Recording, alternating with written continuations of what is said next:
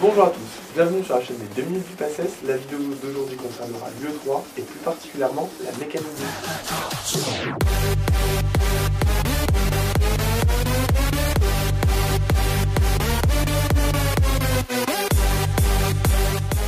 Tout d'abord, nous allons commencer par définir un fluide. Attention, rappelez-vous bien qu'un fluide peut être soit un liquide, soit un gaz. Le premier théorème qui concerne la mécanique des fluides est le théorème de Pascal. P plus ρ Gz égale constante. P, la pression, ρ, la masse volumique, G, la constante de pesanteur, et Z, l'altitude.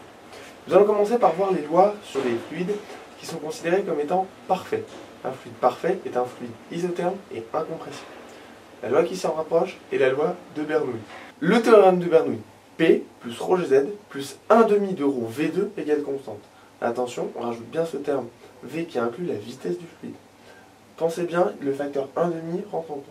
Cependant, tous les fluides ne sont pas parfaits. Ainsi, il convient maintenant de s'intéresser à la dynamique des fluides réels. Un fluide réel peut avoir un écoulement laminaire ou turbulent. Afin de déterminer la nature de l'écoulement, on calcule ce qu'on appelle le nombre de Reynolds. Le nombre de Reynolds, 4 sur pi, fois ρ sur nu, fois q sur d, traduit la nature de l'écoulement.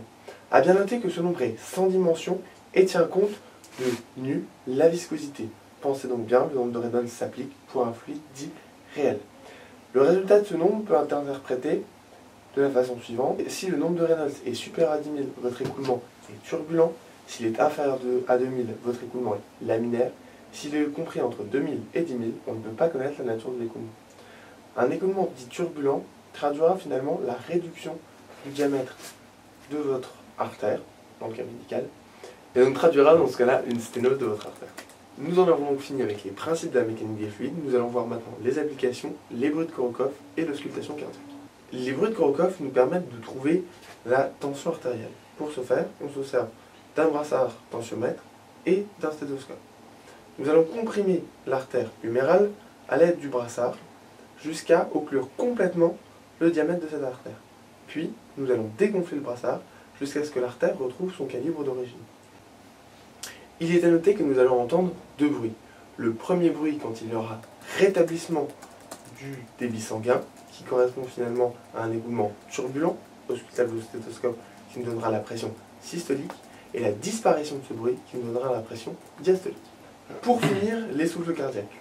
Lorsqu'on ausculte un patient, nous allons être à la recherche de souffle cardiaque, ce qui correspond finalement à la recherche d'écoulement turbulent, traduisant une sténose auscultable par un bruit caractéristique au stéthoscope.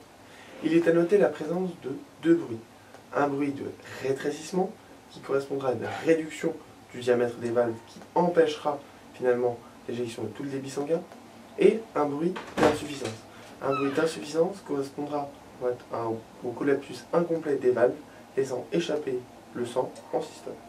Voilà, c'est tout pour aujourd'hui. J'espère que vous avez quelques notions supplémentaires de mécanique des fluides. À la prochaine vidéo.